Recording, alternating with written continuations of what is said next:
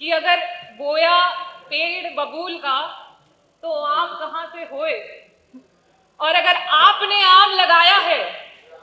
तो आम तो बांटो तोए। समाजवादी पार्टी की नेता डॉक्टर रागिनी सोनकर ने हाल ही में उत्तर प्रदेश की योगी सरकार पर काव्यात्मक तंज किया। उन्होंने कविताएं कहकर योगी आदित्यनाथ की सरकार पर खूब तीखे तीर छोड़े, जो इस समय चर्चा का विषय बना हुआ है।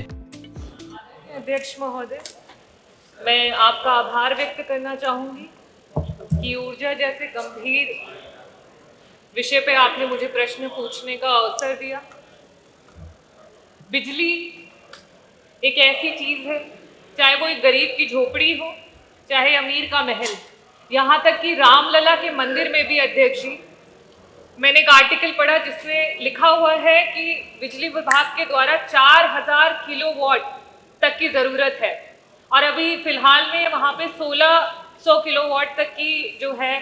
मंदिर को भव्य बनाने के लिए आपके द्वारा सुचारू रूप से दिया जा रहा है। तो अध्यक्ष जी, मेरा ये कहने का मतलब है कि चाहे वो रामलला जी का मंदिर हो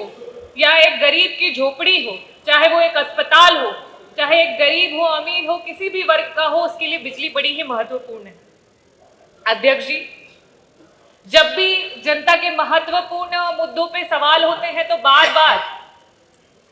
आम और बबूल की बात आ जाती। तो मैं मंत्री जी का समय न नष्ट हो और साथ ही साथ सदन का भी महत्वपूर्ण समय न नष्ट हो, तो मैं ये कहना चाहूंगी कि अगर बोया पेड़ बबूल का तो आम कहां से होए, और अगर आपने आम लगाया है तो आम तो बांटो तोए।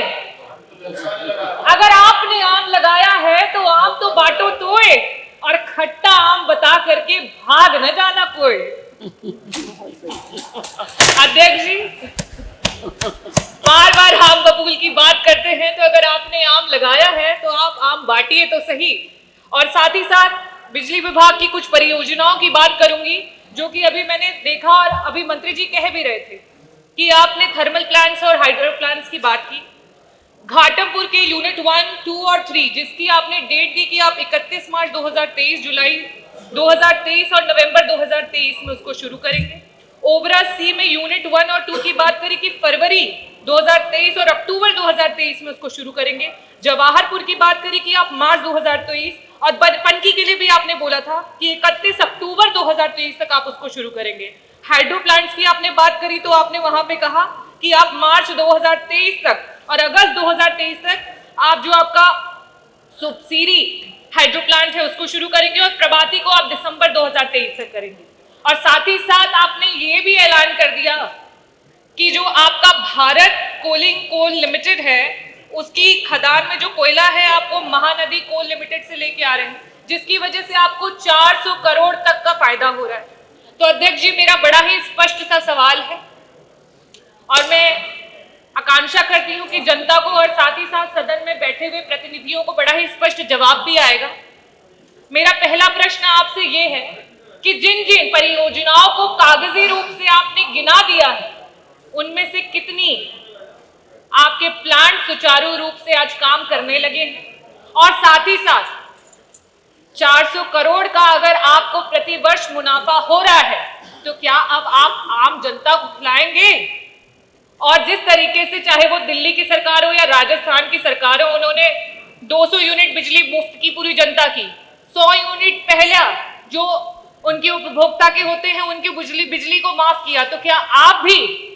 उत्तर प्रदेश की जनता को मुफ्त 300 यूनिट बिजली देने के लिए तैयार हो चुके हैं? मेरा दूसरा प्रश्न ये है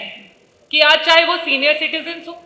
चाहे वो आदिवासी समाज की, दलित समाज की या पिछड़े समाज की हमारी महिलाएं हो या दिव्यांगजन, वो आपसे बड़ी उम्मीद और आस के साथ